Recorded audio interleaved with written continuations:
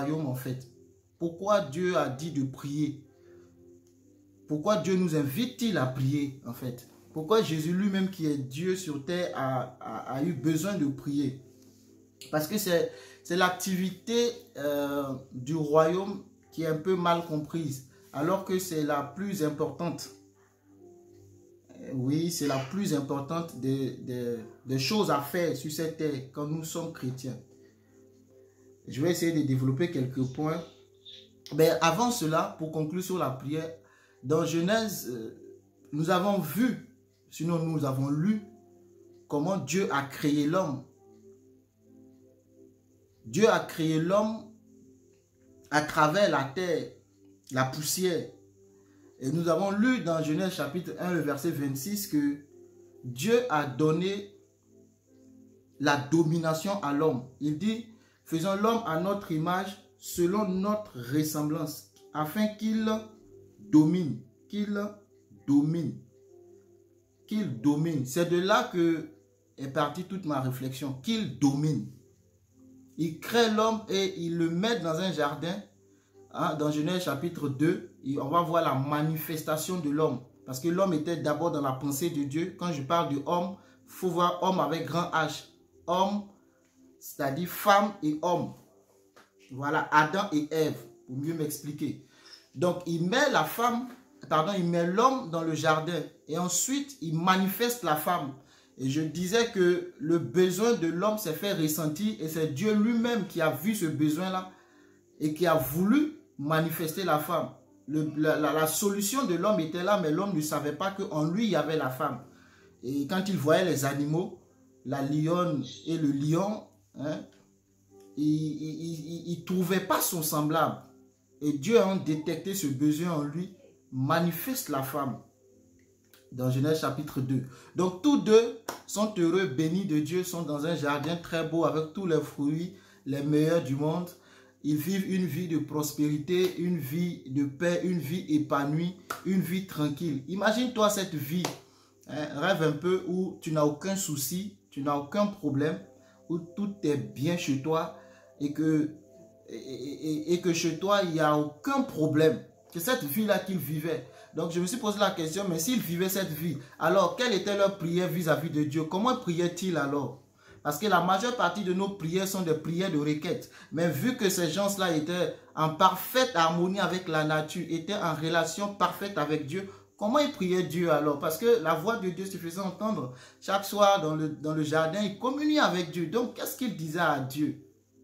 Quand la vie est belle et rose, qu'est-ce que Adam et Ève disaient à Dieu? Et Dieu a dit qu'il domine, donc il dominait sur les animaux, il dominait sur les oiseaux du ciel, il dominait sur tout ce qui avait vie sur terre, il dominait sur la terre. Et dans dominer, l'homme a été fait de poussière. Et en Genèse 1,26, l'homme est d'abord esprit. Et dans la domination, l'esprit doit dominer sur la chair. Donc avant la chute, je suis avant la chute. Avant la chute, l'ordre est que c'est l'esprit qui prenait le contrôle. C'est l'esprit qui donnait les directives au corps, en passant bien sûr par l'âme. Et l'âme, pour moi, est le produit de la chair, c'est-à-dire du corps, de la terre et de l'esprit, le souffle que Dieu a mis en l'homme. L'homme est le résultat de cela, en fait. Pardon, l'âme est le résultat de cela. Donc l'âme obéit à l'esprit parce que l'esprit reçoit la lumière de Dieu. L'esprit est éclairé jusqu'au jour où il va avoir le péché. Hein? J'essaie de relater sans lire parce que je sais que nous tous on connaît l'histoire, à moins qu'il y ait de nouvelles personnes nouvellement converties qui n'ont pas encore lu la Bible. L'histoire se trouve dans Genèse 1, Genèse 2. Amen. Donc, jusqu'à ce qu'il arrive quelque chose, le péché. Dieu a dit à l'homme de ne pas manger du fruit de l'arbre de la connaissance du bien et du mal. Mais quant au fruit de vie, de l'arbre de vie, je me suis rendu compte que Dieu ne l'avait pas interdit. Amen. Mais l'homme aime tout ce qui est interdit. Je ne sais pas pourquoi. Donc, il allait manger de l'arbre de la connaissance du bien et du mal. Pourquoi est-ce qu'il a mangé le fruit? Parce que le diable, il y a eu quelque chose qui s'est passé dans le ciel. Nous, on n'était pas là. Il y a eu Lucifer, qui était l'ange de lumière, l'étoile brillante, vous voyez, qui s'est rébellé contre Dieu parce qu'il voulait occuper la position de Dieu. Et il y a eu guerre dans le ciel, donc Dieu l'a chassé et il est parti avec un tiers des anges qui sont devenus aujourd'hui des démons. Donc mathématiquement parlant même déjà, nous avons 2 tiers des anges avec nous. Donc ce qui veut dire que dans tous nos combats, nous sommes déjà victorieux. Amen. Parce que eux, ils n'ont que 1 tiers des démons. Et le diable, c'est un rebellé, veut nuire à Dieu, veut faire du mal à Dieu. Amen. Donc il va passer par le serpent. Pourquoi il passe par le serpent? Pourquoi il ne vient pas en tant qu'esprit pour agir? Il ne peut pas agir, numéro 1, parce que sur la terre n'est légal que l'esprit qui possède un corps. Amen. Vous me suivez jusque-là? Je vais essayer, je vais nager un peu dans la parole. Je vais utiliser beaucoup de versets sans forcément les lire. D'autres, je les lirai. Donc, n'est légal, ça c'est la règle numéro 1 que tu peux noter. N'est légal sur terre un esprit possédant un corps. Donc, le diable ne peut pas agir sur la terre sans un corps. C'est pourquoi il va voir le serpent. Et je ne sais pas quelle affaire ils ont tissé, quelle relation, quel partenariat ils ont eu à tisser, mais le serpent accepte. La Bible dit que le serpent était le plus rusé de tous les animaux. Il accepte cette proposition du diable et il laisse le diable entrer dans son corps. Parce que le diable, le but, c'est de faire tomber l'homme. Maintenant, le diable a un corps. Il peut être légal sur la terre par le serpent. Il vient causer avec Ève. Il fait la proposition à Ève de manger le fruit. Et malheureusement, Ève tombe dans son jeu. Elle mange et elle en donne à son époux qui lui aussi mangea. Ève chute par la convoitise des yeux, par l'orgueil de la vie, en voulant être comme Dieu. Parce que le diable a dit, c'est parce que si vous mangez, vous allez être comme des dieux. Vous allez connaître le bien, le mal, et Dieu ne veut pas que vous soyez comme lui, alors que Dieu nous a créés comme Dieu. La Bible dit que Dieu nous a créés juste inférieurs à lui. Nous avons ce potentiel-là, nous avons les capacités divines en nous. Donc le diable a réussi à corrompre le genre humain par l'acte de Ève et Adam. Et Dieu était où quand l'acte se passait, quand le péché était en train d'être commis? Où était Dieu? Ça, c'est une question qu'il faut se poser. Où il était-il Dieu? Pourquoi n'a-t-il pas interféré? Pourquoi n'est-il pas venu arrêter l'agissement du diable? Pourquoi n'a-t-il pas dit, Ève, arrête, ne mange pas le fruit? Pourquoi n'a-t-il pas crié haut et fort? Et il a laissé faire. Parce que Dieu, si vous lisez, la Bible dit une voix se faisait entendre. La voix de Dieu, parce que Dieu est esprit. Et Dieu ne pouvait pas interférer parce que lui-même, il a dit qu'il domine.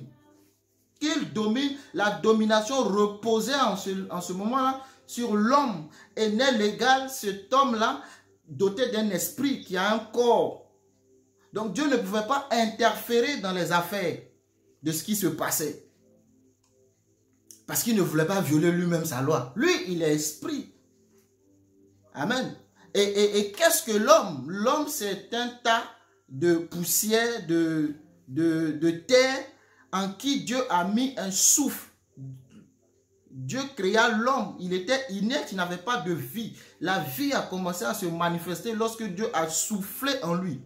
Donc, le corps ne peut pas être l'homme. Le corps n'est que le temple de l'esprit. L'homme est esprit.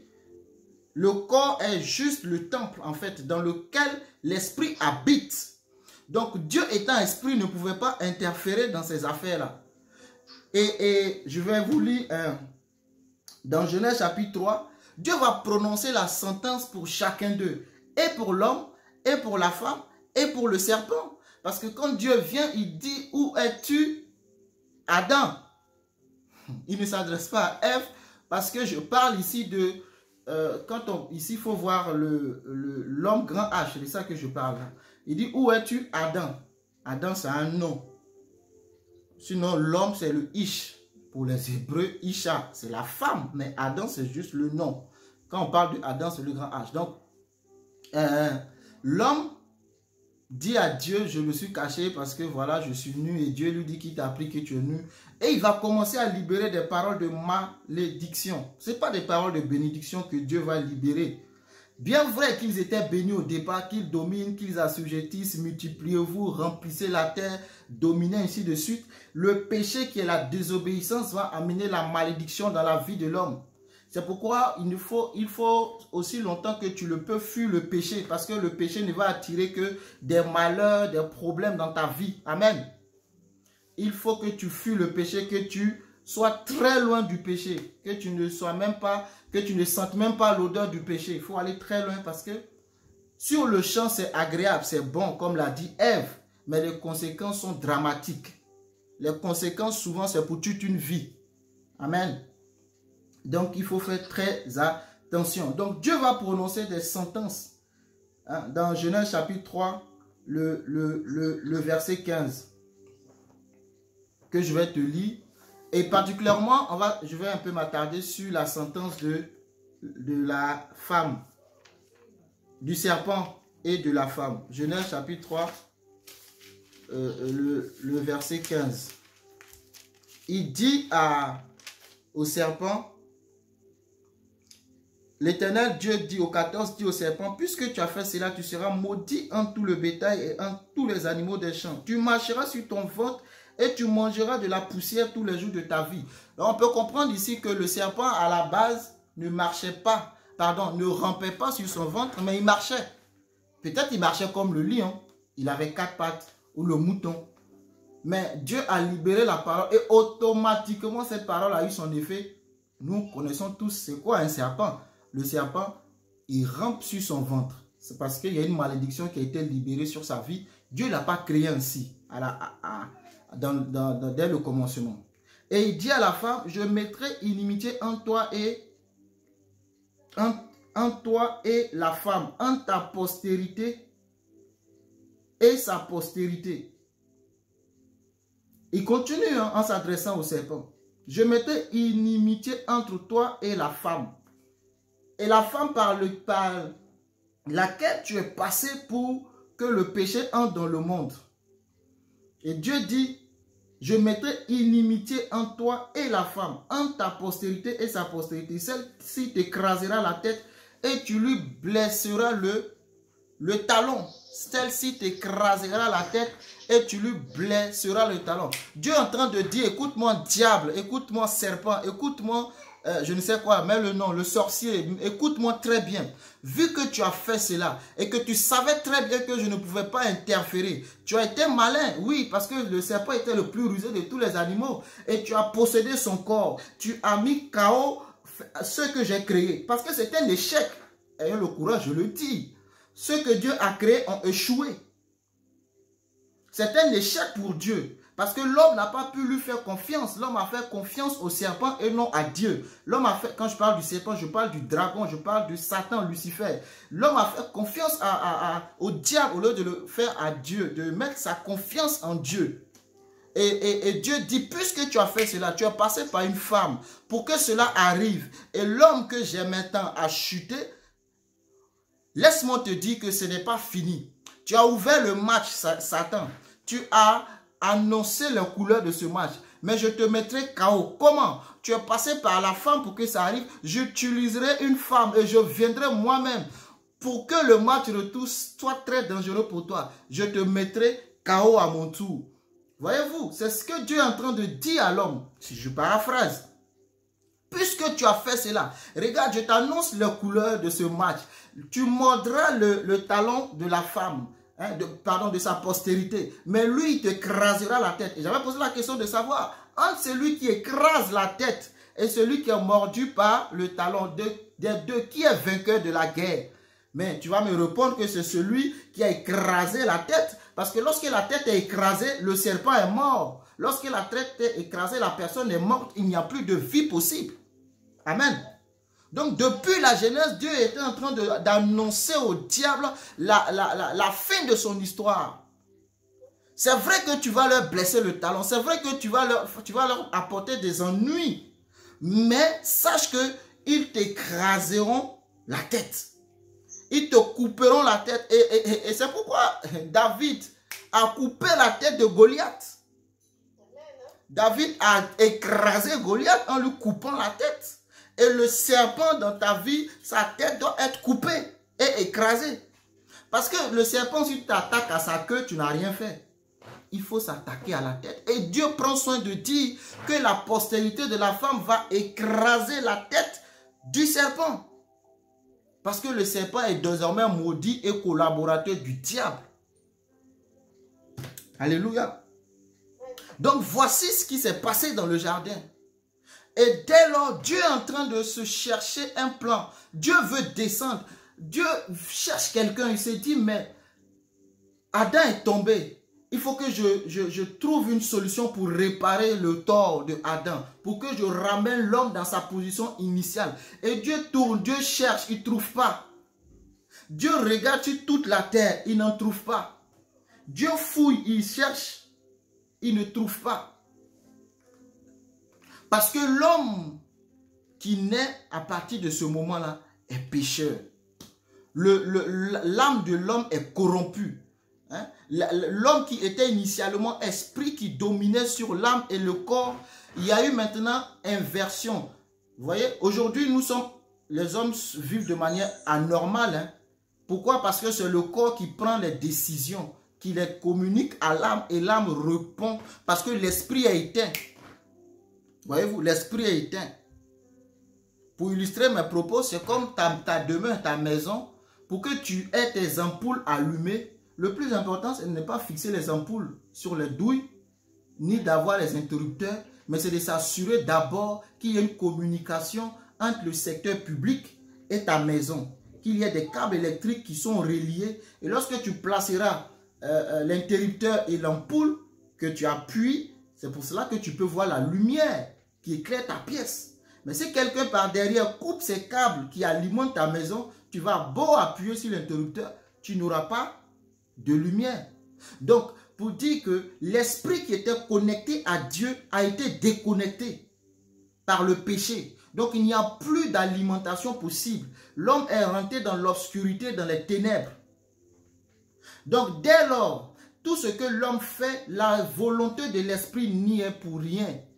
L'esprit est là, mais éteint. Donc, c'est l'âme et la chair qui se combattent entre eux. Et l'homme est influencé, la chair est influencée par les 5 sens.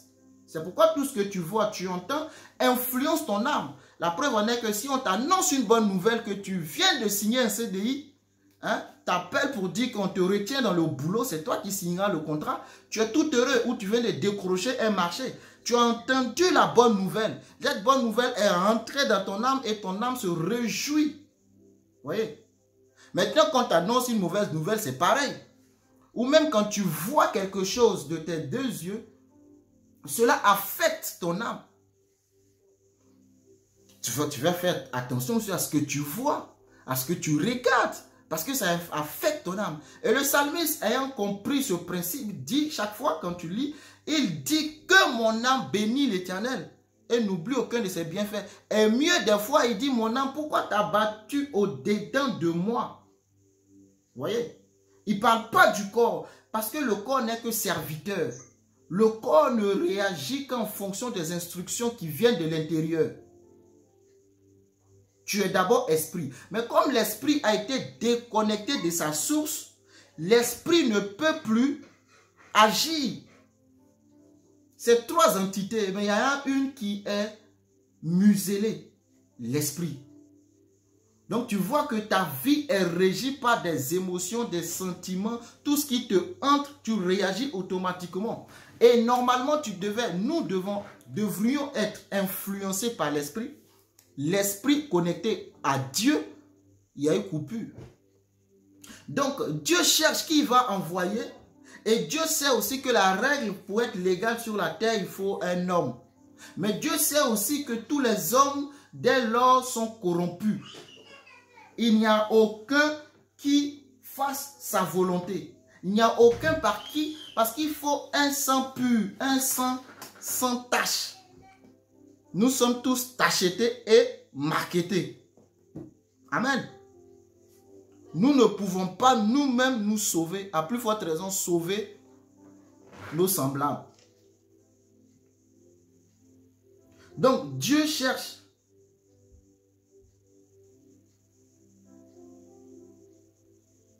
Et ils n'en trouvent pas. Et vous allez, enfin, je me rends compte que tout l'Ancien Testament, là, on nous dit que ce n'est que l'ombre des choses à venir. Et en effet, Dieu va passer par des serviteurs. Et on va voir qu'à l'époque, par exemple, quand tu prends Moïse, Dieu veut sauver. Il dit, j'ai entendu les cris de mon peuple et je suis descendu pour le délivrer. Mais si tu es descendu, alors va les délivrer. Mais Dieu étant esprit, ne peut pas lui-même aller délivrer. Il se choisit un homme du nom de Moïse. Et Moïse, il dit à Moïse, je t'envoie pour délivrer le peuple. Et Moïse va dire, ah non Seigneur, je ne peux pas. Pourquoi? Parce que la chair, encore une fois la chair. Ah Seigneur, je ne peux pas. Moïse dit, Pharaon va me tuer parce que moi-même j'ai tué et je me suis enfui. J'ai trop mon beau-père. Et tu veux me ramener en Égypte? La chair a peur de la mort. La chair ne veut pas mourir. C'est pourquoi quand tu es malade, tu fais tout pour guérir. La chair, elle ne veut pas la souffrance. Et Dieu dit, écoute, tu ne sais pas que je suis le Dieu Tout-Puissant qui est capable d'agir au travers de ta vie. Il fait des signes avec de Moïse. Et Moïse se rend compte que waouh, c'est un Dieu puissant. Mais Moïse dit non, non, non. Il trouve un autre argument. Je ne sais pas parler. Dès ma naissance, voilà, j'ai la langue très difficile. Amen. Et la question se posait, pourquoi Dieu veut forcément un homme? Parce que Dieu ne peut pas descendre lui-même. Et Moïse part, et on connaît la suite de l'histoire, pour délivrer le peuple. La même chose avec Abraham. Dieu descend, il veut détruire Sodome et Gomorrhe. Mais Abraham se met à intercéder, à prier. Et Dieu épargne son neveu Lot. Parce que dans l'Ancien Testament, Dieu ne pouvait pas habiter dans le corps tant qu'il n'y a pas eu réparation de ce qui a été fait dans le jardin d'Éden. Pourquoi Dieu est tellement saint qu'il ne peut pas habiter dans un corps rempli de péché? Parce que le corps est péché. Il ne peut pas. Il faut que ce temple soit d'abord sanctifié. Donc Dieu se dit finalement, je n'ai pas d'autre choix que moi-même de descendre. Parce que je suis le seul qui suis sans péché. Moïse va essayer, il va conduire le peuple. Il va lutter. Il y aura la loi. Et on a vu les limites de la loi. La Bible dit que la loi a vu ses limites. Et Dieu dit non. Mais comment faire? Qu'est-ce que je dois faire? Moi-même, je descendrai et moi-même, j'irai pour me donner volontiers et que l'homme retrouve sa position initiale. Et que cette guerre que le diable a déclarée, que je puisse en finir une fois pour de bon. Amen.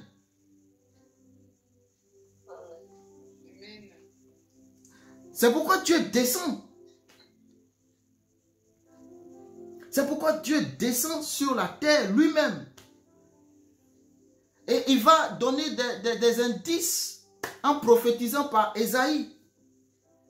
Il va donner des indices de sa venue.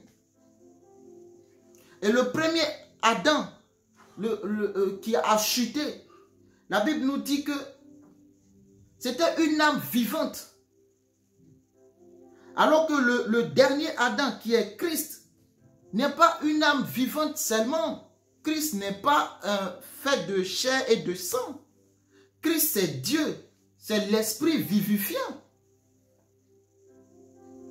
Mais l'esprit ne peut pas descendre comme ça. Il faut que l'esprit puisse avoir un corps. C'est là que Jésus rentre en action. Alléluia. Jésus rentre en action parce que l'esprit doit être légal sur la terre. Mais il faut que l'esprit possède un corps. Et encore une fois, quel corps? Parce que tous les corps sont corrompus. Et Dieu connaît le processus de procréation. Il faut un homme, il faut une femme. Et Dieu se dit que même si je prends Marguerite et Hubert, que je les mets ensemble, le produit de cela, c'est encore le péché. Parce que l'enfant qui sortira de là sera pécheur.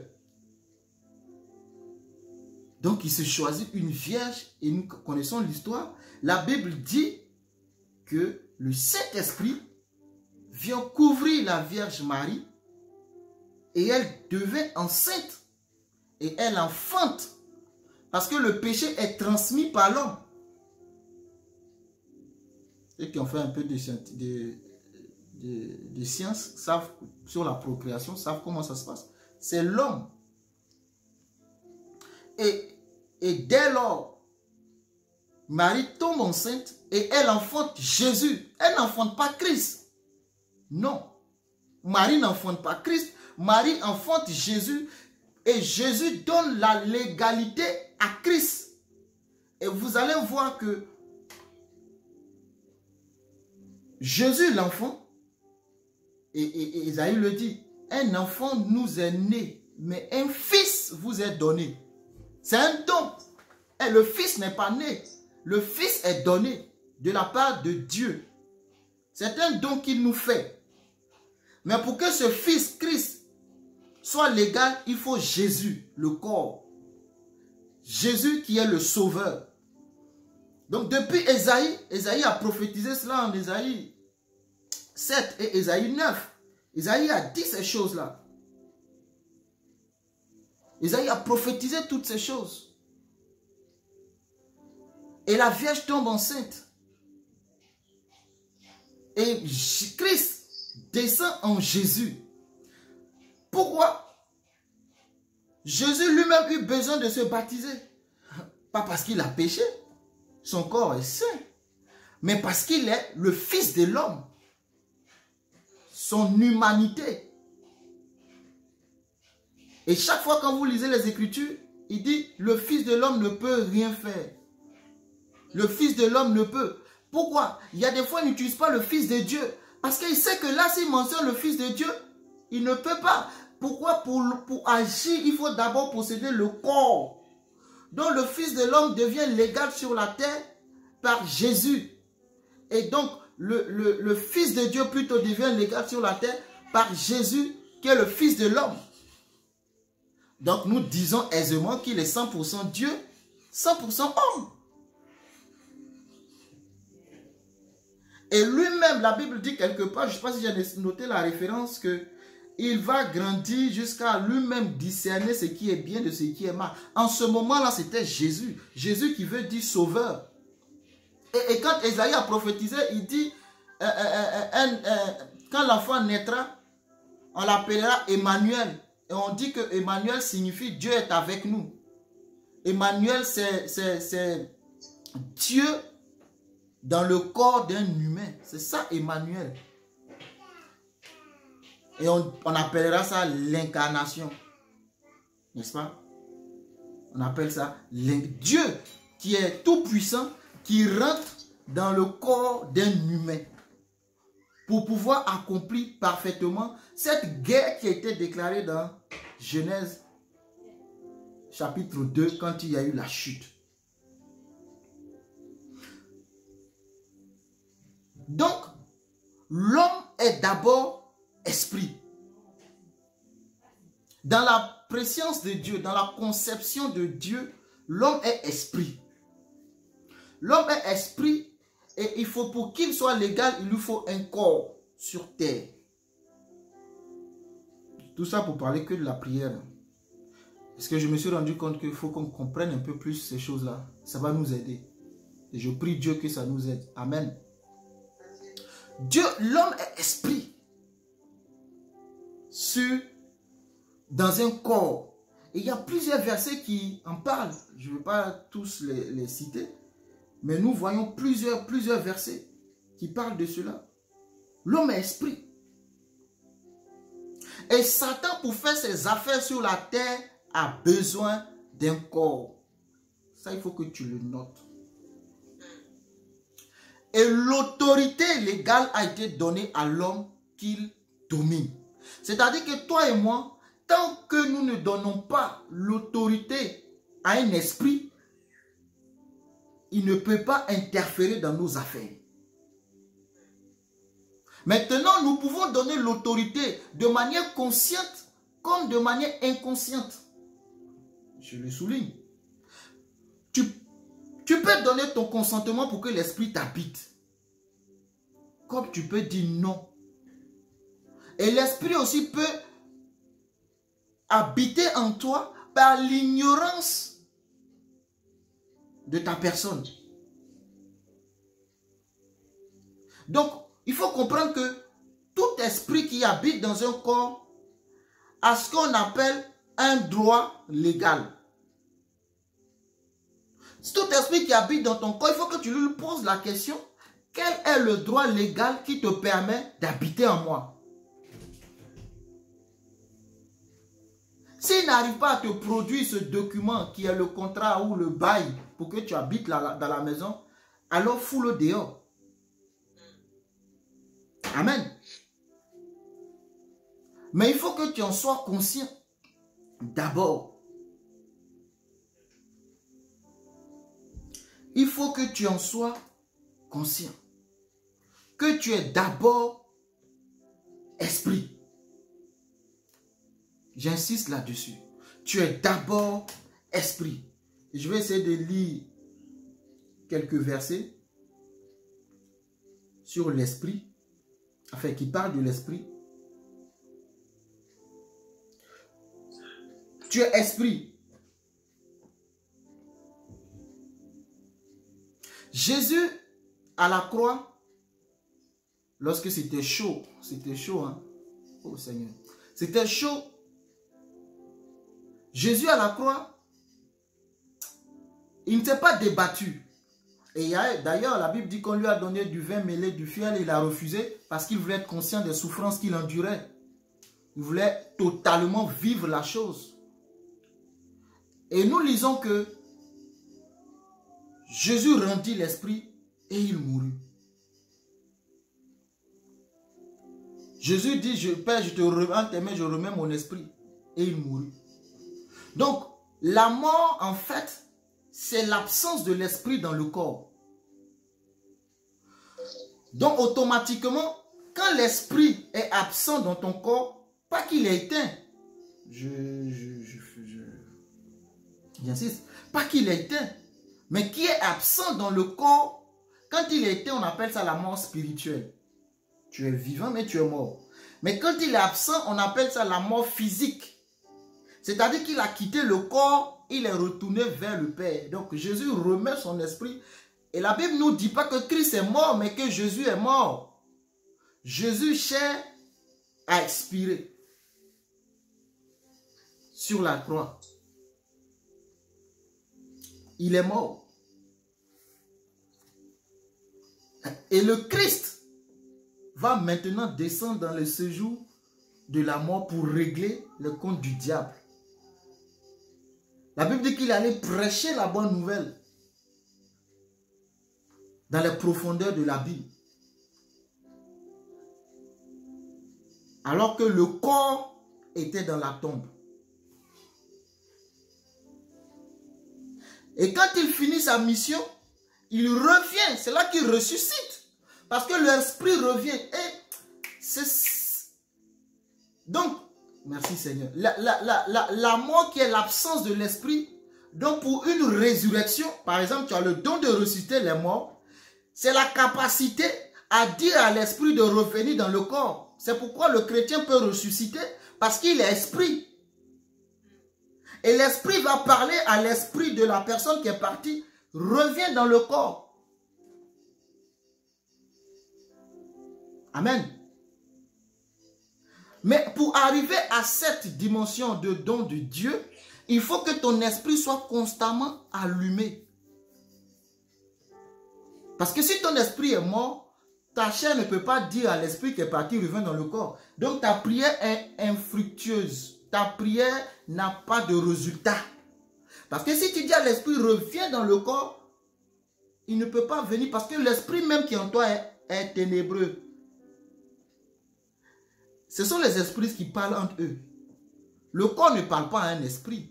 Non, c'est l'esprit qui parle à un esprit. Amen. C'est l'esprit qui communique à l'esprit. Donc quand tu pries en fait, c'est ton esprit qui communiquent. Et c'est pour ça que Paul dit, j'aime mieux prier en esprit, parce que je dis des mystères. Je prie en esprit, je prie en langue, que de prier par l'intellect et l'intelligence.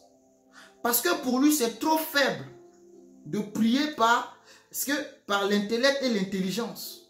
Mais de prier par l'esprit, parce que tu es en train de communiquer au Saint-Esprit. Le Saint-Esprit te communique à partir de ton esprit, pas à partir de ton corps, pas à partir de tes émotions et de tes sentiments. Et on dit que très souvent, Dieu, tu vas finir de pleurer, il va te donner les mouchoirs pour essuyer tes larmes. Et il va dire, j'attends que tu me dises ce qu'il faut. Mais il a bien vu que tu as pleuré. Parce que ce ne sont pas les sentiments qui le font bouger, ce ne sont pas les émotions qui le font bouger, mais c'est la connexion qui le fait bouger. Amen. Et pour illustrer ce point que l'homme est esprit, et avant même que Jésus parte à la croix, la Bible dit que leurs principaux sacrificateurs et les scribes dans Luc chapitre 22 cherchaient les moyens de faire mourir Jésus, car ils craignaient le peuple. Au verset 3, or Satan entra dans Judas. Vous voyez un peu? Or Satan entra dans Judas. Donc Judas était parmi les 12. Donc jusqu'alors, Satan n'était pas encore entré en Judas. Mais pourquoi Satan entre en Judas? Satan entra en Judas. Je vais donner la réponse après, je vais terminer le verset. Qui était du nombre des 12. Et Judas alla s'entendre avec les principaux sacrificateurs et les chefs des gardes sur la manière de leur livrer Jésus. L'homme est esprit.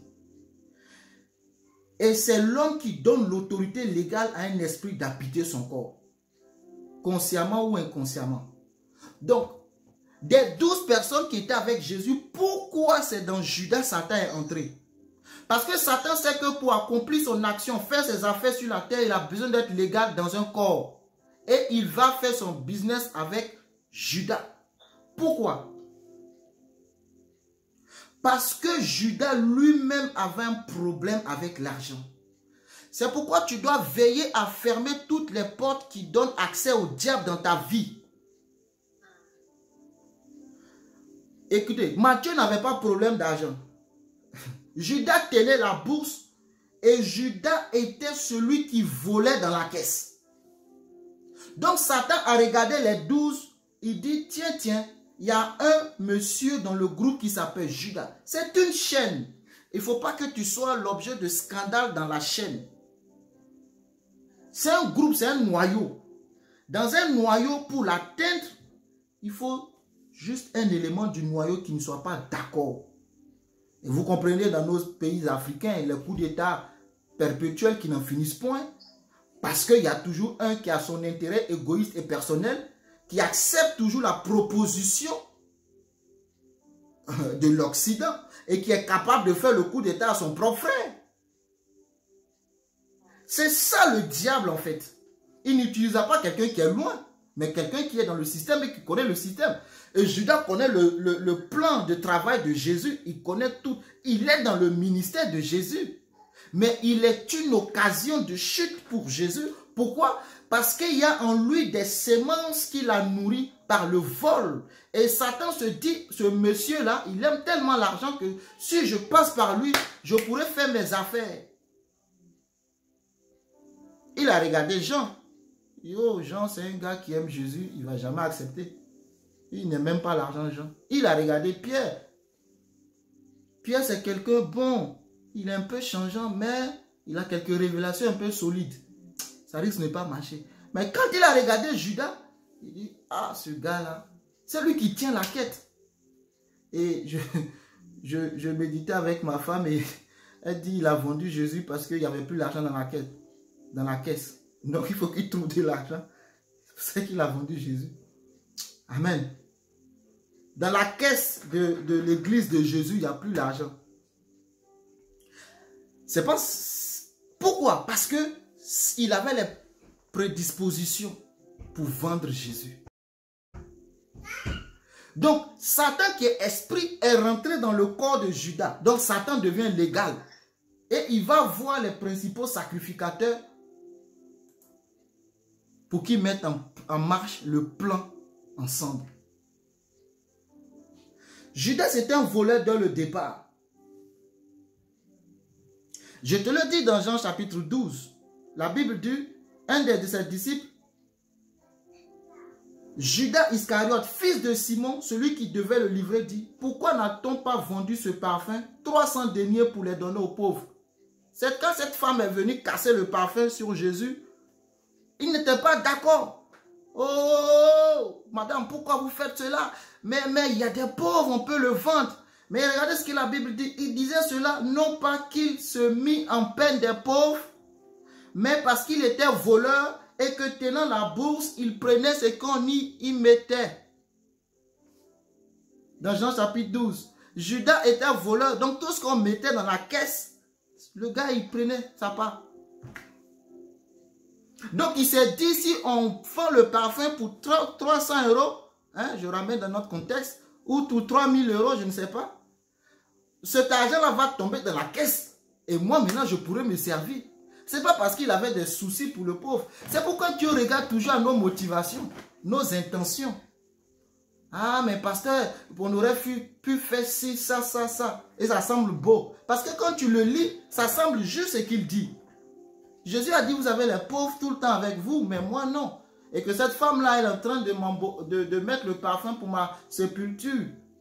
Ça semble joli, mais Jésus, mais on pouvait vendre le parfum en effet. Qu'est-ce que... Attends, Jésus, hein? Toi, tu es pour les pauvres en plus. Ça semble bon, hein? Mais dans le fond, sa pensée, sa motivation est mauvaise. C'est pour plus tard passer derrière et voler les 300 pièces d'argent. Pour aller construire son château, sa maison, sa villa, payer sa voie. Enfin, on ne sait même pas ce qu'il faisait avec l'argent en plus. Il les prenait, la Bible nous dit même pas ce qu'il en faisait. Peut-être qu'il mettait sous son matelas quelque part. Il avait projet d'ouvrir son église après, je ne sais pas. Mais il était voleur. Mais le fait qu'il ait cette sémence en lui a été une occasion favorable au diable. Et le diable s'est saisi de lui. Donc le diable est devenu légal sur la terre. Mais vous voyez, Jésus dit dans Jean 14, verset 30 que le diable vient contre moi, mais il n'a rien de lui en moi. Et c'est ça qui est très important, enfant de Dieu. Le diable viendra toujours contre toi. Il viendra aujourd'hui, demain, après-demain.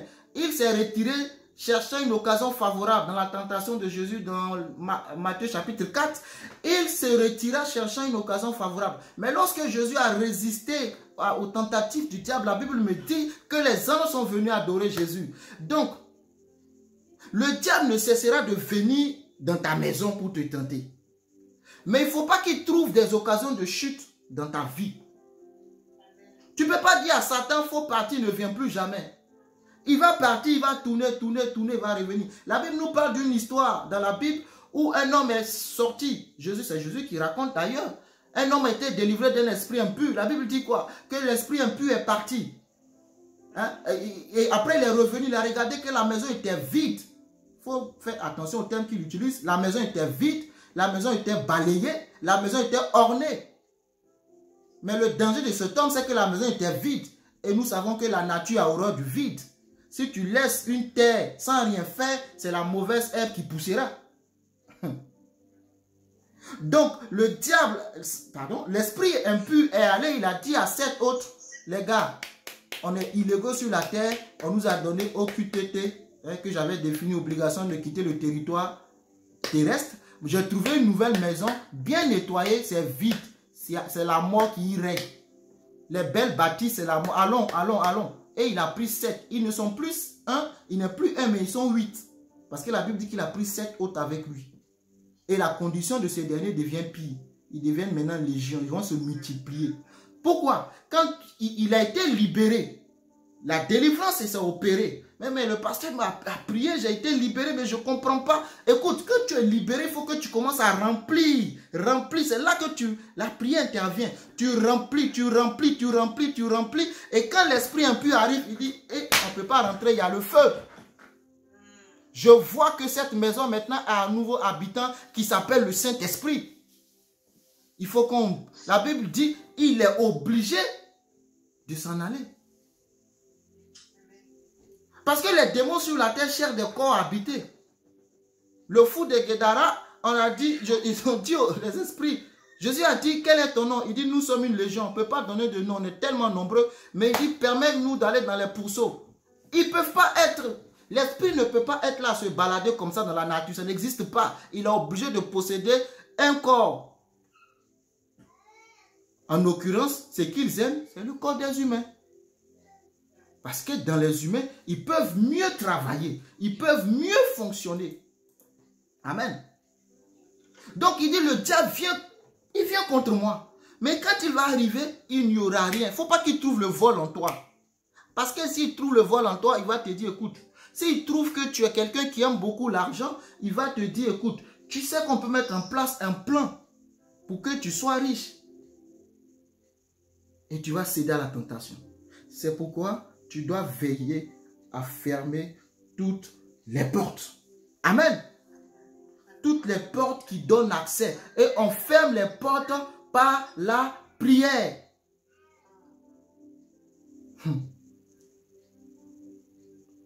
On ferme les portes par la prière. Un deuxième exemple, pour te montrer que l'homme est esprit et que l'homme est d'abord esprit et que les esprits ont besoin d'un corps. Dans Matthieu chapitre 16, Dieu a annoncé ouvertement à ses apôtres qu'il va mourir. Et voyez ce que Pierre va dire au verset 22. Pierre, l'ayant pris à part, se mit à le reprendre et dit, à Dieu ne plaise, Seigneur, cela ne t'arrivera pas. Verset 23. Mais Jésus se retournant dit à Pierre, arrière de moi, Satan, tu mets un scandale, car tes pensées ne sont pas les pensées de Dieu, mais celles des hommes. Il dit quoi? Arrière de moi, Satan. Il s'adressait à qui? À Pierre. Mais il dit arrière de moi, Satan. Il s'adresse à qui? À Pierre. Mais il dit arrière de moi, Satan. Parce que derrière Pierre, c'est Satan qui parlait. Les pensées en ce moment de Pierre ne sont pas les pensées de l'esprit. Il dit ce sont les pensées de la chair, l'homme, chair. L'homme, l'âme.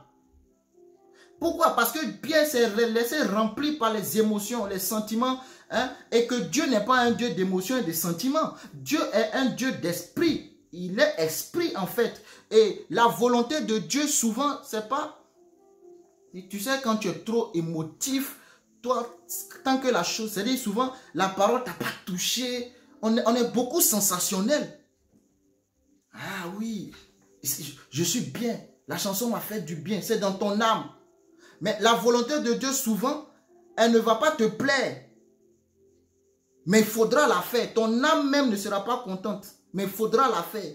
Donc, ce n'est pas tout ce qui est sensationnel qui te réjouit, qui veut dire que c'est ça la volonté de Dieu. Il dit ici, ce sont les pensées de l'homme. Pierre ne voulait pas que Jésus meure. Mais qui veut que son ami meure? Mais Jésus doit mourir. Dieu n'est pas un Dieu du sensationnel. Oh, non, non, non. Et très souvent, je n'ai pas senti l'esprit. L'esprit ne m'a pas touché. Tu penses que l'esprit, c'est un sentiment pour que tu sentes des choses? Si le pasteur ne s'est pas mis en transe pour prophétiser, je n'ai pas senti. Mais peut-être juste dans une petite parole, mais qui vient de Dieu, qui est prophétique. Parce que ne s'est pas roulé 4 fois à terre, je n'ai pas senti. Tu veux sentir quoi? Amen. Pierre dit, cela ne plaise à Dieu. C'est-à-dire, il se lève même contre Dieu. La chair est dangereuse. Hein? Mais comme je l'ai dit mercredi, la chair est très importante dans la réussite du projet de Dieu dans ta vie. Parce que si ta chair meurt, si ta chair est malade ou elle meurt par l'absence de l'esprit, tu es inutile. C'est pourquoi on te met dans la terre. Un homme qui, aussi beau qu'il soit, aussi riche qu'il soit, quand il meurt, on ne l'enterre jamais en haut. C'est toujours dans la terre pour lui dire, tu n'es que poussière. C'est ça ta valeur en fait. Mais ce qui te fait, ce n'est pas ta chair, mais c'est l'esprit. Jésus a remis l'esprit. Allez enterrer le corps, mais l'esprit va aller continuer le boulot. Allez enterrer le corps, Mais l'esprit va continuer le boulot. Donc il dit, arrière de moi, Satan. Et Jésus lui-même, dans le jardin de Gethsémani, connaissait la volonté du Père. Mais il a prié quand même. On prie pour connaître la volonté de Dieu. Mais Jésus la connaissait. Mais moi je dirais mieux, Jésus voulait être plus fortifié. Il dit, si c'est possible que cette coupe s'éloigne de moi, mais pas ma volonté, ta volonté. Et la Bible nous dit qu'un ange est venu pour fortifier Jésus. Il a compté sur ses disciples, ses meilleurs qu'ils aiment, son trio gagnant. Ils ont tous dormi. Il a dit de veiller, de prier afin de ne pas tomber dans la tentation parce que l'esprit est bien disposé mais la chair est faible. Et le Saint-Esprit m'a fait comprendre que nous, souvent, utilisons mal ce verset. On l'utilise dans le sens quand on pêche, qu'on vient dire, Dieu, tu sais, je suis tombé, oui, la chair est faible. Le Saint-Esprit m'a fait comprendre que non.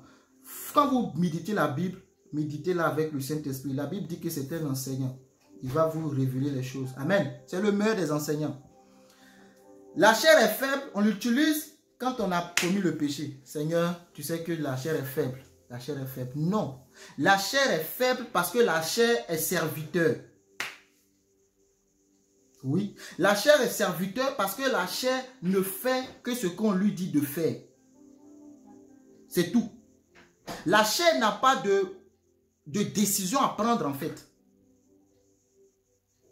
C'est l'âme, si l'esprit est éteint, qui dicte les choses à la chair. C'est pourquoi quand tu vas pour voler, tu as d'abord conçu le plan de vol.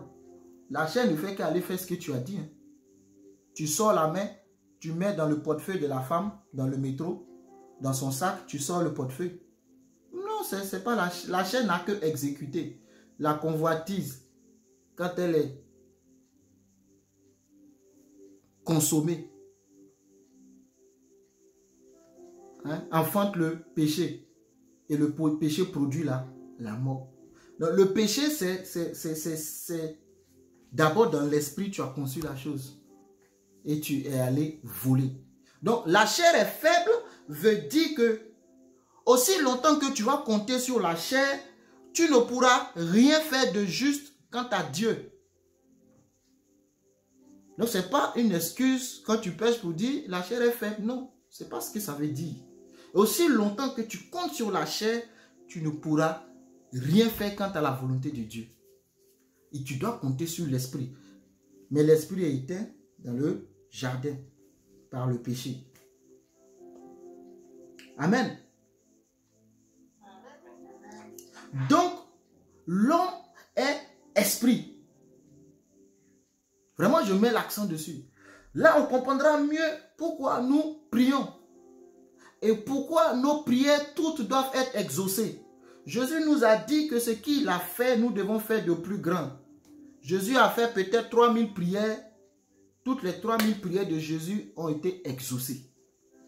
Maintenant, Jésus nous dit qu'on doit faire mieux que lui. Bon, dans ta liste de 100 sujets de prière, combien ont été exaucés? Amen. Combien ont été exaucés?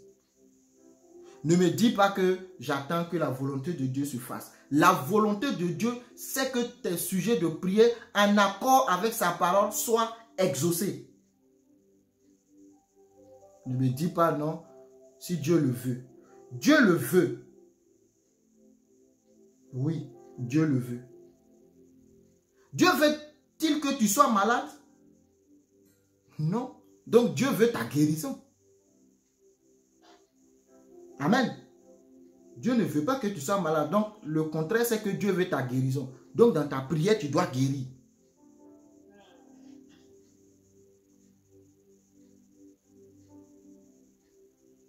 Dieu veut que tu sois restauré. Dieu veut que tu aies du succès dans toutes tes entreprises. C'est sa volonté. Jésus savait très bien la volonté de Dieu dans le jardin de Gethsémani, mais il a prié.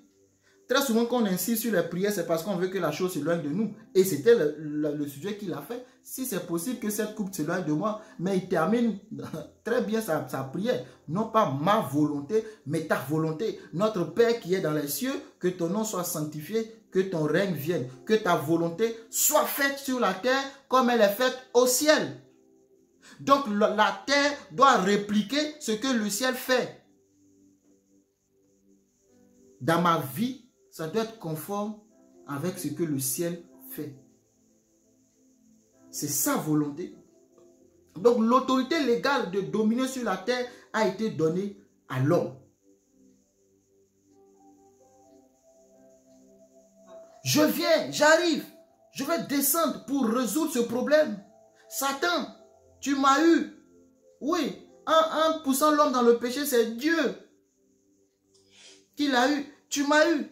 Et Jésus arrive, bim, à la croix. La Bible dit qu'il part à la croix, il meurt. Et avant de mourir, la Bible nous enseigne que le voile du temple se déchire d'en haut jusqu'en bas. Et il dit, tout est accompli. Yes. Je t'ai mis KO, c'est fini le diable. Tu as voulu m'avoir, mais je suis passé dans le corps de l'homme. J'ai pris la forme humaine, je suis descendu sur la terre et je t'ai mis KO. Il a dépouillé toutes les dominations. Il les a livrées publiquement en spectacle, en triomphant d'eux.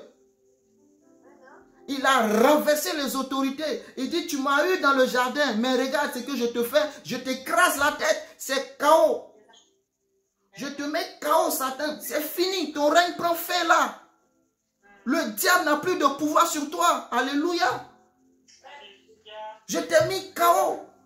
Il t'écrasera la tête. La postérité de la femme qui est Jésus est venue. Le Christ habitait en lui dans la plénitude. Et il a écrasé le diable. Oh chrétien, tu n'es plus dans la défaite.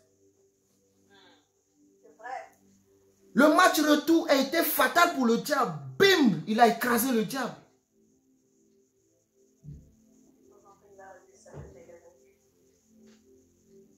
Mais connais qui tu es. Tu es l'esprit dans le corps. Et dès lors, quand le diable vient, la Bible dit quoi? Toute accusation qu'il brandit contre toi a été déchirée. Tout acte qui te condamnait a été déchiré. Pourquoi? Parce que le diable venait avec un document qui était légal. Il disait, Catherine, j'ai le droit légal d'habiter en toi. Et à l'époque, tu n'avais pas ta volonté parce que c'était son droit d'habiter sur la terre. Mais Christ dit, cet acte a été déchiré. Quand il vient, il brandit son acte, il dit c'est nul et ça a été déchiré. Dehors de ma vie, sors, tu n'as plus le droit de rentrer dans mon corps, prends tes bagages et disparais. C'est ce qu'il faut lui dire. Tu es un menteur, tu as usurpé de l'identité du serpent. Et tu es venu corrompre la race humaine. Mais mon Dieu t'a mis KO au poteau du calvaire. C'est ce qu'il faut dire au diable. Le diable a besoin de corps pour exister. Quand vous lisez Ézéchiel 28, la Bible parle du diable, de Lucifer, l'ange de lumière. Mais quand vous lisez très bien, le prophète ici est en train de s'adresser au roi de Tyr. On ne parle pas comme ça d'un roi. Mais derrière, il parlait de Satan. Tu étais l'astre brillant. Tu étais celui qui nous mettait. Mais l'orgueil est monté dans ton cœur. Tu as dit que tu vas prendre la place de Dieu. Et c'est la séduction qu'il envoie. Il envoie ses signaux dans le monde. La séduction. Et il cherche des personnes par qui passer pour que sa séduction fonctionne. Mais tu lui dis, tu es un menteur. Dieu t'a mis KO. En moi, tu n'entreras pas. Si tu as pu avoir Judas, mais tu ne passeras pas par moi.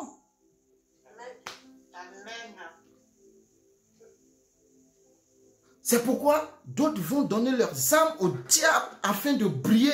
Mais non, nous brillons par Jésus-Christ. Nous n'avons pas besoin de fléchir devant un quelconque démon pour briller. Parce que dans notre corps, désormais, c'est Christ qui habite. Et vous savez, la Bible dit que nous sommes le corps du Saint-Esprit. Nous sommes le temple de Christ. Nous sommes le corps de Christ. Et le corps, justement, parce que nous donnons la légalité à Christ de continuer d'agir sur la terre. Et comme je le disais à quelqu'un, nous sommes maintenant les membres du corps de Christ. Ça veut dire quoi? Ça veut simplement dire, Christ a dit, je pars au Père. Je ne vous laisse pas orphelin, n'est-ce pas? Je vous envoie le consolateur, le Saint-Esprit. Le Saint-Esprit est venu, n'est-ce pas? Et quand le Saint-Esprit est venu, il faut qu'il soit légal. Mais pour être légal, il a besoin de ton corps.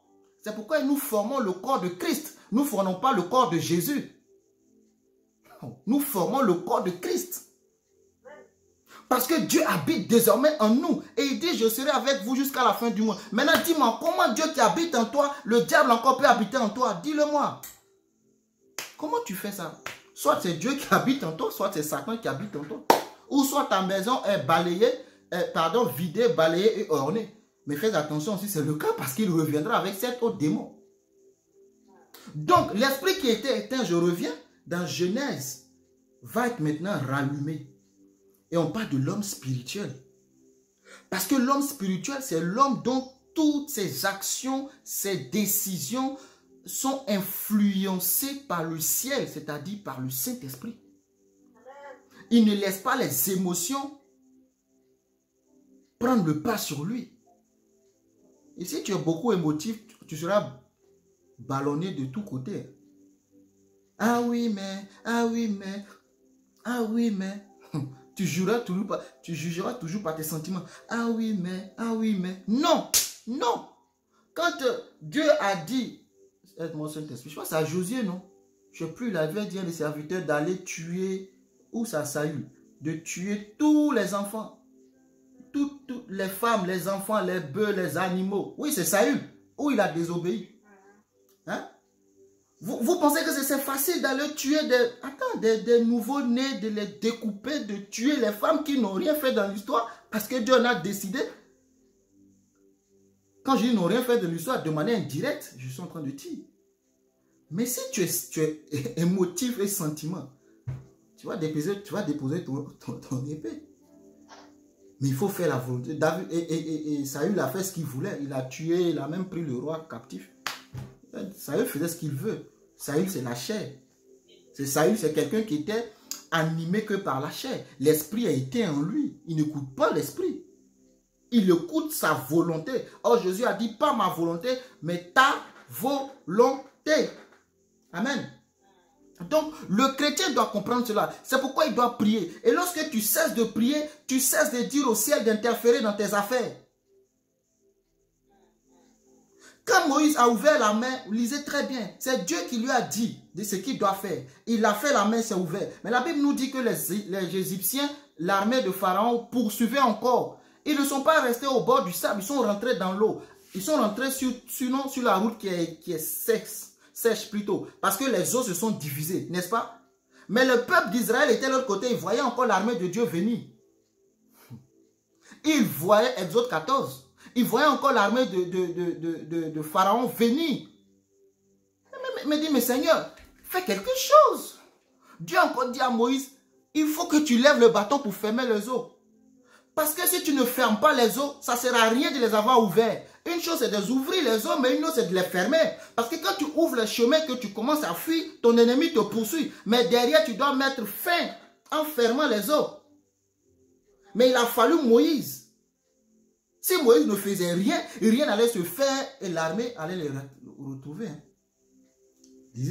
La Bible dit que Moïse a fait ce que Dieu lui a dit et les yeux se sont fermés, l'armée de Pharaon a été engloutie.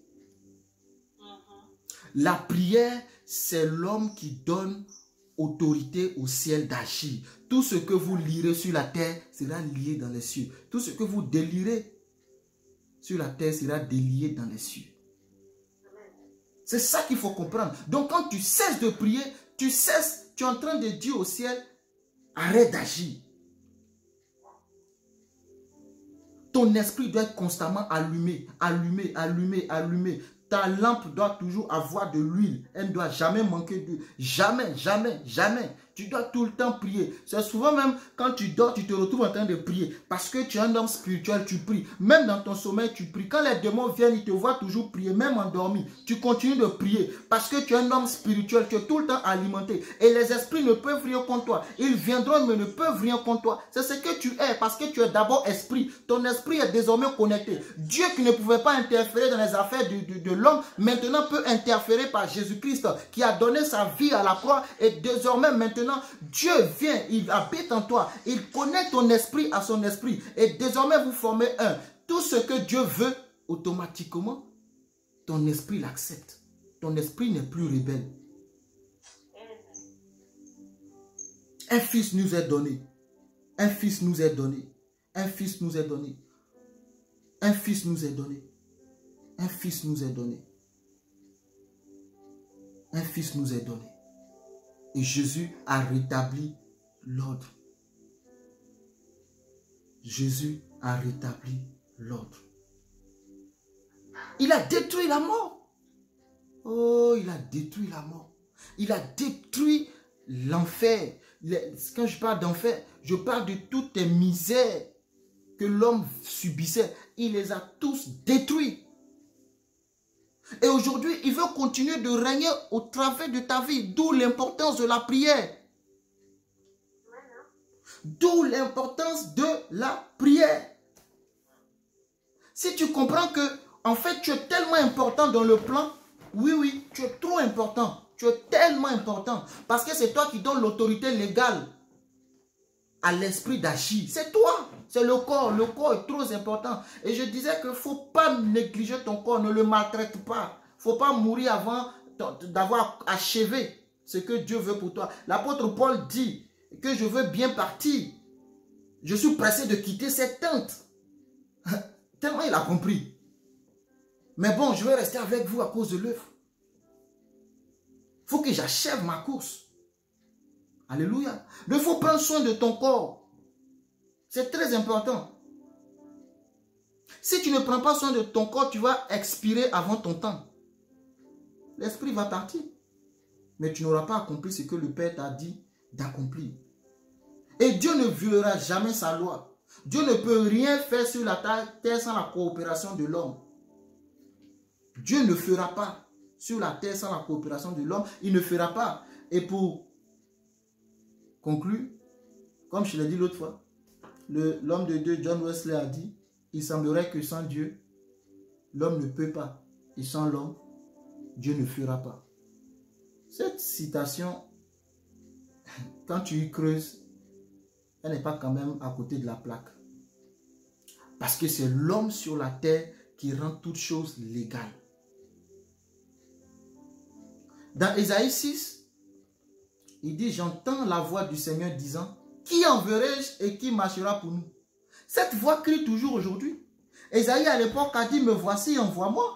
Qui parle aussi de Jésus-Christ. Qui enverrai-je et qui marchera pour nous? Jésus a dit à son Père, me voici, je vais partir mourir pour eux. Ésaïe a dit, me voici, je vais aller parler au peuple. Mais toi, qu'est-ce que tu dis? Qui enverrai-je et qui marchera pour nous? Lève la voix. Et en Ésaïe 59, la vérité a disparu et celui qui s'éloigne du mal est dépouillé. L'Éternel voit d'un regard indigné qu'il n'y a plus de droiture. Au verset 16, il voit qu'il n'y a pas un homme, il s'étonne de ce que personne n'intercède. Alors son bras lui vient en aide et sa justice lui sert d'appui. Le bras de l'Éternel. Qui a connu le bras de l'Éternel? C'est encore Jésus. Parce que personne n'intercède ici. Personne ne fait la droiture, mais Jésus est venu rétablir les choses. Et Psaume 106, parlant de Moïse, dit, et il parla de les exterminer. Mais Moïse, son élu, s'était à la brèche, 106, verset 23, devant lui pour détourner sa fureur et l'empêcher de les détruire. Il détourna quoi? La fureur. Vous connaissez l'histoire, quand Dieu était fâché parce que le peuple a péché par le veau de Moïse n'en pouvait plus. Pardon, Dieu n'en pouvait plus, il voulait les tuer. Mais le plan de Dieu, ce n'était pas de les tuer. Mais à cause du péché, il voulait les tuer. Mais Moïse intercéda. Et le psalmiste nous dit ici que par Moïse, Dieu s'est détourné de ce qu'il avait décidé, la fureur. Il dit, je vais détruire le peuple. Le peuple se livre à la violence, commet des rapines, opprime le malheureux. Je vais détruire, mais je cherche parmi eux un homme qui élève un mur, d'Ézéchiel 22, et qui se tienne à la brèche devant moi en faveur du pays. C'est ça le but de la prière. C'est pourquoi tu dois prier, enfant de Dieu. Le monde est malade, le monde est dans un chaos, le monde va très mal. Mais il faut que tu pries, il faut que tu pries, et il faut que tu pries. Il faut que tu dises au ciel que ton règne s'accomplit sur la terre. Mais ne te tais pas. Ne te tais pas. Et ne prie pas pour tes propres besoins seulement. Ne te tais pas. Continue d'intercéder. Prie. Jusqu'à ce que l'eau sorte du rocher. Continue de prier jusqu'à ce que tu vois les vies autour de toi gagner. Continue de prier jusqu'à ce que le ciel s'ouvre et que ta terre soit arrosée. Continue de prier jusqu'à ce que la maladie quitte ton corps. Continue de prier. Amen. Dis à Dieu, tu es encore capable de faire ce que tu as dit. Ce que tu as dit, tu peux encore le faire et je te donne cette autorité-là. Agis, manifeste-toi. Parce que Dieu ne peut pas interférer dans tes choses si tu ne lui donnes pas le droit légal. Dieu ne fera pas. C'est pourquoi la Bible nous dit qu'il a mis devant nous la vie et la mort. Choisis la vie, tu vivras. Choisis la mort. On parle de le libre arbitre de l'homme. Oui, c'est ça. Dieu ne nous a pas créés comme des robots, mais il nous a laissé le libre arbitre afin que nous décidions. Mais sache que cette autorité, ce pouvoir t'a été donné. Je vous ai donné le pouvoir de marcher sur le scorpion et le serpent, sur toute la puissance de l'ennemi. Pourquoi? Parce que moi, j'ai écrasé sa tête. Je l'ai écrasé. Donc, désormais, quand ils viennent, vous avez ce pouvoir-là de les chasser. Dans le nom de Jésus. Ce n'est pas de pleurer, ce n'est pas de se lamenter, ce n'est pas de gémir devant la situation. Ça ne changera rien. Va demander à Jérémie. Il a son livre qui s'appelle Lamentation. Aussi longtemps qu'il gémissait, qu'il se lamentait, rien ne se passait. À chaque fois que toi, tu es au bout du fil, comment ça va? Tu fais oh non, ça ne va pas. Et tu commences à pleurer. C'est pas ça qui va changer les choses. Lève-toi parce que tu as l'autorité et dis, assez, c'est assez. C'est ce qu'il faut faire. Ouvre la porte et dis au diable, sors, prends tes bagages. Ouvre les fenêtres, dis-leur, prenez vos bagages, sortez de ma vie. Christ a tout détruit. Vous n'avez plus le droit légal dans ma vie, c'est fini. Ça a été déchiré, la condamnation, que ce soit de ton père ou de ta mère, ça a été déchiré. Que ce soit des aïeux, des ancêtres, ça a été déchiré. Et je vais t'inviter à prier pour toi-même. Lève la voix et mets dehors toutes ces entités qui troublent ta vie, qui t'empêchent d'avancer. Lève la voix et mets-les tous dehors. Parce que tu as l'autorité. Ne te laisse pas distraire par Satan. Non, dis à Satan, il t'a mis bim, il t'a mis KO à la croix. Tu dois sortir de ma vie. Ramasse tes bagages et disparaît. Ramasse tes bagages et sors de moi. Va-t'en maintenant. Dis-lui ça. Je te laisse prier. Personne ne priera pour toi. Parce que tu as c'est à toi que l'autorité appartient. Ce n'est pas au pasteur seulement. Ce n'est pas aux frères de l'église. Non, l'autorité est avec toi. N'attends pas que je prie pour toi. Hein. Jésus a attendu que les disciples prient pour lui. Ils ont tous dormi. Quand je suis chez moi, tu penses que je ne dors pas? J'ai dit aux frères de prier pour moi. Reste là, compte sur moi. Il faut que tu te lèves toi-même. Que tu déclares la parole. J'ai dit au pasteur mon sujet de prière. Il le fera. Oui, il le fera. Pendant combien de temps? Il le fera. Il a aussi ses propres soucis à gérer. Alléluia. Alors il lève la voix et prie le Seigneur. Ouvre la main, traverse et ferme la main derrière toi. Ouvre la main, traverse, ouvre la main. La pauvreté t'a tellement enseveli. Je ne sais plus quel terme utiliser. T'as vilipendé. Quand on te voit même, tu sens la misère. Ouvre la main, traverse et ferme derrière toi la porte de la pauvreté. Traverse la porte et passe de l'autre côté. Jusqu'à quand vas-tu souffrir? Jusqu'à quand? Tu as l'autorité légale. Tu es esprit. Ordonne à ton corps. Maintenant, à partir d'aujourd'hui, tu dois obéir à la voix de Dieu. Tu ne diras plus à gauche ni à droite. Mais l'esprit est connecté. Le courant est revenu. Toute la pièce est éclairée. Au nom de Jésus. Tu n'as plus de mots à dire. Assez, c'est assez. Assez, c'est assez. Ouvre la main, lève le bâton et ouvre la main, lève le bâton. Je parle à quelqu'un, lève le bâton et ouvre la main devant toi parce que Dieu t'a donné cette autorité-là. Par la prière, lève la voix et ouvre la main, ouvre le ciel au-dessus de ta tête. Ordonne que ta terre soit arrosée dans le nom puissant de Jésus. Lève la voix et ouvre la main, traverse et derrière toi ferme pour que les Égyptiens soient engloutis, les esprits soient engloutis dans le nom puissant de Jésus de Nazareth. Que dis au diable que les portes d'ouverture que tu as, tu les fermes maintenant au nom de Jésus. Sors, prends tes affaires et disparais. Mon histoire ne ressemblera plus à mon passé. Je déclare cette parole au nom puissant de Jésus. Dis à la maladie, tu es illégal dans mon corps. Sors de moi maintenant. Prends tes bagages et disparais. disparaît au nom puissant de Jésus. Il n'y a pas de négociation possible. Il n'y a pas de négociation possible parce que Christ a mis KO à la croix. Christ a mis KO à la croix. Alors j'ordonne que tu libères, j'ordonne que tu sortes, j'ordonne que tu disparaisses de ma vie dans le nom de Jésus de Nazareth. Peu importe ton nom, que tu t'appelles Légion, maintenant tu sors, tu disparais au nom de Jésus. Peu importe le nom que tu portes, toi maladie, tu disparais au nom puissant de Jésus-Christ de Nazareth. Il m'a donné l'autorité. Christ vit en moi. Christ en moi l'espérance de la gloire. Je vis dans la gloire. Je vis dans la gloire. Je vis dans la puissance. Dans le nom de Jésus-Christ de Nazareth. Oui, je donne maintenant l'autorité au Saint-Esprit d'agir au travers de ma vie. Je deviens un tremplin de bénédiction. Alors je peux mieux comprendre qu'il dit, les miracles m'accompagnent. Les miracles m'accompagnent parce que l'Esprit de Dieu est en moi et il fait son mouvement dans le nom puissant de Jésus-Christ de Nazareth. Ce qui est passé est passé. Oui, je suis une nouvelle créature. Je suis désormais connecté. Mon esprit est connecté. Mon esprit est connecté. Et le Saint-Esprit en moi fait la différence dans le nom puissant de Jésus. Si tu arrêtes de prier, tu fermes le ciel. Si tu arrêtes de prier, tu fermes le ciel. Alors pour rester éveillé et connecté, continue de prier dans le nom puissant de Jésus-Christ de Nazareth. Dans le nom puissant de Jésus-Christ de Nazareth. Ah, j'ai cette sainte colère dans mon cœur. Tu vas dire à ces entités qui te fatiguent depuis longtemps de libérer ta vie, de libérer ta vie. L'histoire de ta mère, ce n'est pas ton histoire. L'histoire de ton père, ce n'est pas ton histoire. Toi, tu appartiens à Christ désormais. Tu es une nouvelle créature. Tu es entre les mains de Jésus de Nazareth. Et tu n'es pas mort. Tu vivras pour raconter les merveilles de l'Éternel.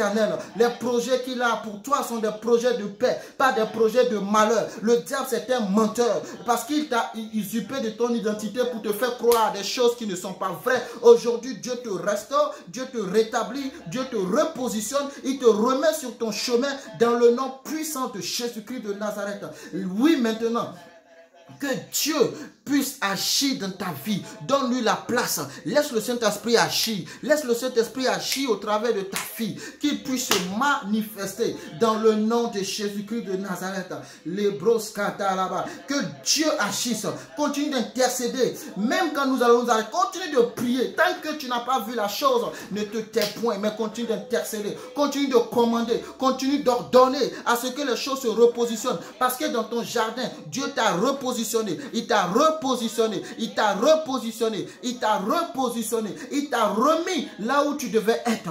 Crois-le, Dieu t'a remis dans ton jardin d'Éden, là où tout était rose, tout était parfait. Dans ce monde, si pas, Dieu est avec toi. Il ne te laissera pas. Il te tient par la main, il te conduit. Il te conduit dans le chemin de ta destinée. Il t'envoie là où il doit t'envoyer. Et tu marches avec lui, il marche avec toi, à tes côtés. Il te restaure, il te bénisse. Et je déclare que l'ange de Dieu te visite, qu'il te bénisse dans le nom de Jésus-Christ de Nazareth. Parce que le Saint-Esprit vit en toi. Parce que le Saint-Esprit vit en toi. Tu as l'autorité, tu as le pouvoir de régner. Tu as le pouvoir de régner. Tu as le pouvoir de régner. Tu as le pouvoir de régner. Alors règne dans ton domaine. Règne dans ton domaine. Règne dans ton domaine. Règne dans ton domaine. Règne dans ton domaine. Prends l'envol comme l'aigle.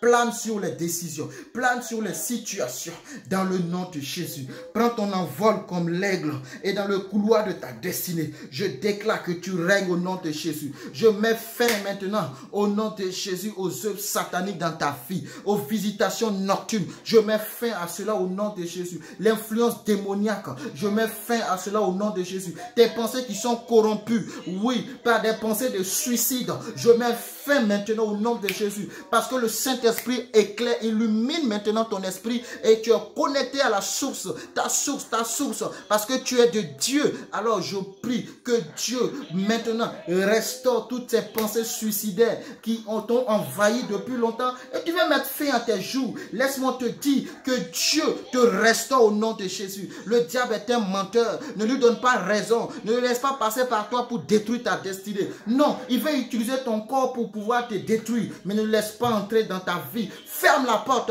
ne sois pas comme Judas, ferme la porte au nom de Jésus. Fais comme Moïse. Oui, les Égyptiens vont te poursuivre, mais ferme les eaux et que les eaux les engloutissent dans le nom puissant de Jésus-Christ de Nazareth.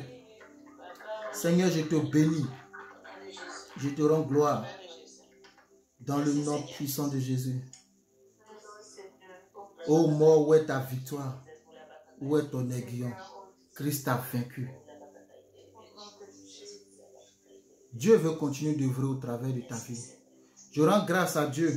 J'ose croire pour ma part, lui voulant que je revienne sur ce message, c'est pourquoi celui pour qui je suis revenu sur ce message, qu'il aura saisi la pensée du Seigneur. Arrête de te lamenter. Que Dieu te bénisse. Il a dépouillé les dominations et les autorités. Il les a livrées publiquement en spectacle en triomphant d'elle par la croix. Médite sur ce verset. Quand le diable se présentera devant toi, médite sur ce verset. Et donne toujours l'autorité au ciel d'interférer dans tes affaires. Dans le nom puissant de Jésus. Amen. Que Dieu te bénisse. Que la grâce de Dieu soit avec toi. Je laisse la parole à la servante de Dieu. Amen.